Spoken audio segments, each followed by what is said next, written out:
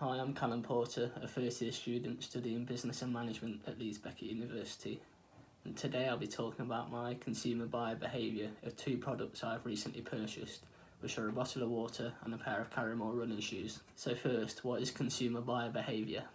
According to Kotler and Keller 2011, consumer buying behaviour is the study of the ways of buying and disposing of goods, services, ideas or experiences by the individuals, groups and organisations in order to satisfy their needs and wants. So essentially the study of how, what, when and why a person will buy a particular product or service.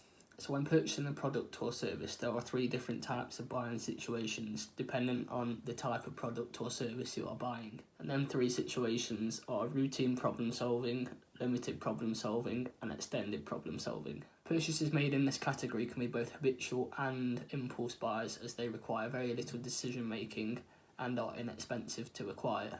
So many of these types of purchases take place in either supermarkets, coffee shops or bakeries, etc.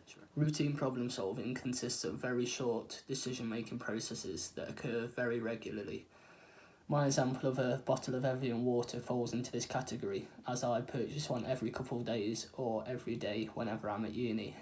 Also, the bottle of water relates to the physiological needs of Maslow's hierarchy, as water is a basic need to survive. Next is limited problem solving, which are less frequent purchases with a more deliberate decision making process, so it takes a little longer to make a decision. These purchases are often of a mid-range price, so my personal example of this is a pair of Carrymore running trainers, which cost me around £40 at the time. And the third buying situation is extended problem solving, which are very infrequent purchases that may happen every few years. And these purchases are a long-term investment that carry a high risk and also take a long decision-making process. An example of a product in this category would be a brand new car, as it is financially very expensive and it would take a lot of research to find the perfect car for you. So when I initially bought my Carrymore running shoes, I went through a decision-making process, which according to Gosney and Richardson 2010, the process consists of 6 stages. Stage 1 is problem recognition, and for me, I wanted to start a new hobby, which was running, because I knew how difficult it would be to maintain a healthy and active lifestyle while studying away from home at uni. And also, I didn't actually own a pair of running shoes at the time. Stage 2 is information search, and this was finding the right store to purchase my shoes from.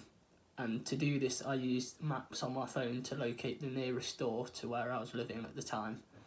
And this was because I wanted to go in store and try the shoe on for myself rather than ordering it online. Next is information evaluation, and after evaluating all the other sports shops around me at the time, I decided to go to Sports Direct, as it is a brand that I'm comfortable with and I know they have a good reputation for sportswear. And due to my internal influence of personality, I purely chose the product based on its feel rather than how they look, because personally, I'm not bothered what other people think about the shoe I'm wearing, it's about how it feels for me. Then came my final purchase decision, which was where I found the most comfortable shoe that I possibly could, and I was satisfied with the cost benefit that it will provide me, because I would have a new hobby and I valued that over the cost it was actually costing me. Stage 5 is a post-purchase decision.